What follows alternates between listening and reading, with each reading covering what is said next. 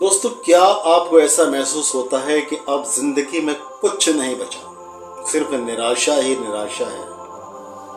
मैं लोगों के साथ बहुत कुछ करता हूँ, लेकिन बदले में किसी से मोहब्बत, किसी से उल्फत नहीं मिलती। मेरा नसीब ही ऐसा है, लोग सारे के सारे मुझे अपना नहीं समझते। मेरा कोई अपना नहीं है, मैं अकेला हूँ, मुझे कोई समझता नहीं है।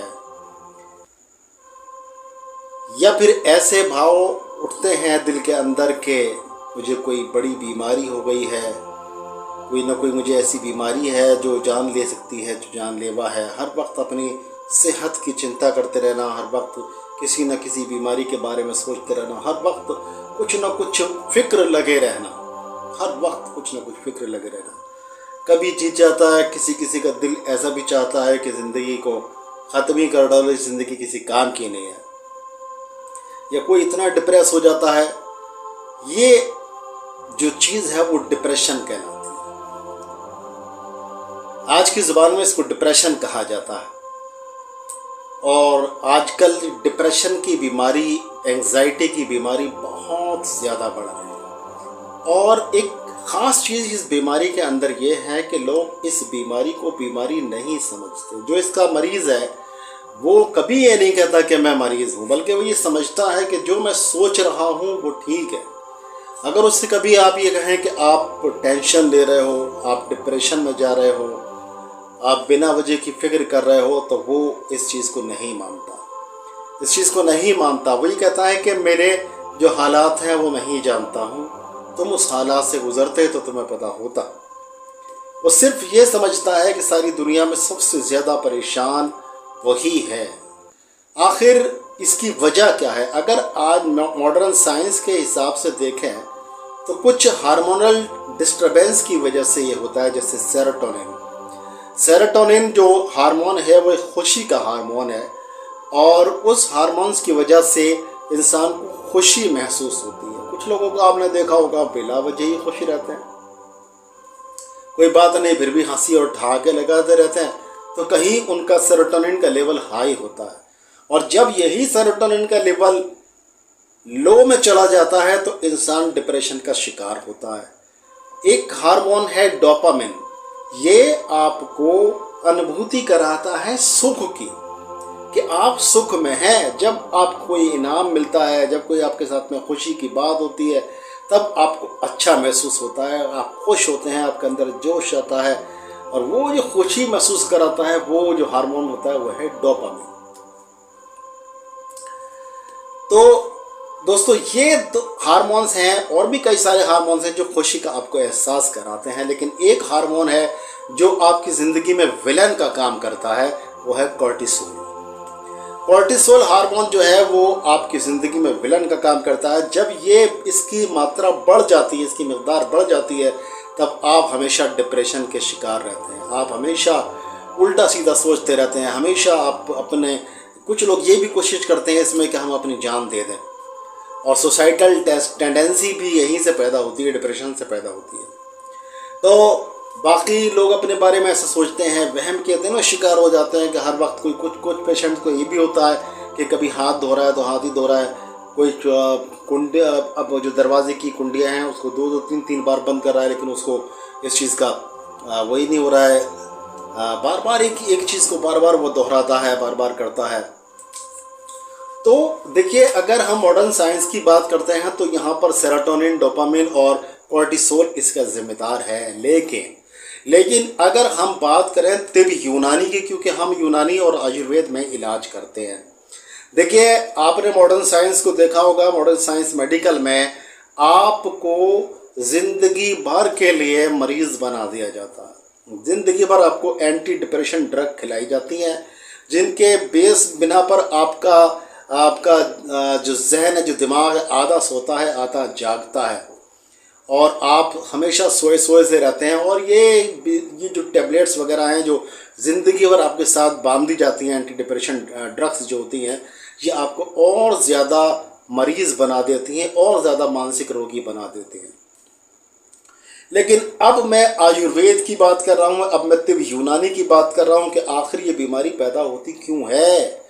तो देखिए ये बीमारी पैदा होती है सौदा बढ़ने से। सौदा क्या चीज़ है? देखिए यूनानी मत के अनुसार 3 तरह के मादे होते हैं, सौदा, सफरा और बलगम। सौदा, सफरा, बलगम। जैसे आयुर्वेद में होता है वात, पित्त और कफ। वात, पित्त और कफ। यहाँ पर देखिए वात और पित्त और कफ, यहाँ पर 3 ये हैं। और इसी तरह से यूनानी के अंदर होते हैं सौदा, सफरा और बलगम। यहाँ पर जो वात कहा गया है आप ऐसे मान सकते हैं वहाँ पर जो है वो सौदा है। अब सौदा जब बढ़ जाता है बॉडी के अंदर, ये सौदावियत बढ़ जाती है जिसको कहते हैं सौदावियत का बढ़ना, इसकी वजह से इंसान का जहन पर सबसे ज़्यादा असर पड़ता है। आपने सुना होगा सौदाई हर जाए पागल दीवाना। तो ये सौदाई जो है, सौदा बढ़ने की वजह से, जिसमें एक मादा बढ़ने की वजह से ये बीमारी होती है जिसको सौदावियत कहते हैं। और इसी सौदावियत की वजह से इंसान का जहन जो है वो मुंतशिर हो जाता है, वो डिप्रेशन का शिकार हो जाता है, वो अजीब अजीब ख्यालात उसके दिमाग में आते हैं, हमेशा वहम का शिकार रहता है, हमेशा ये सोचता है कि मुझे, मेरे साथ या मेरे परिवार के साथ में कोई अनहोनी हो जाएगी, कोई ऐसा हो जाएगा, कुछ वैसा हो जाएगा। कभी उसको लगता है ये लाइफ बेकार है, ये लाइफ कुछ नहीं है। कभी उसको लगता है कि मेरा कोई नहीं इस दुनिया के अंदर, सिर्फ मैं अकेला हूँ, मैं सबके लिए अच्छा हूँ लेकिन कोई भी मेरे लिए अच्छा नहीं, सब मेरे लिए बुरे हैं, बुरे साबित होते हैं, सब मेरे साथ बेवफाई करते हैं। इस तरह की बातें, बहुत सारी इस तरह की बातें हैं जो उसको परेशान कर देती हैं और वो इंसान डिप्रेशन का शिकार हो जाता है। इसमें से कई सारे, कितने सारे लोग तो सुसाइड तक कर लेते हैं, सुसाइडल टेंडेंसी बन जाती है।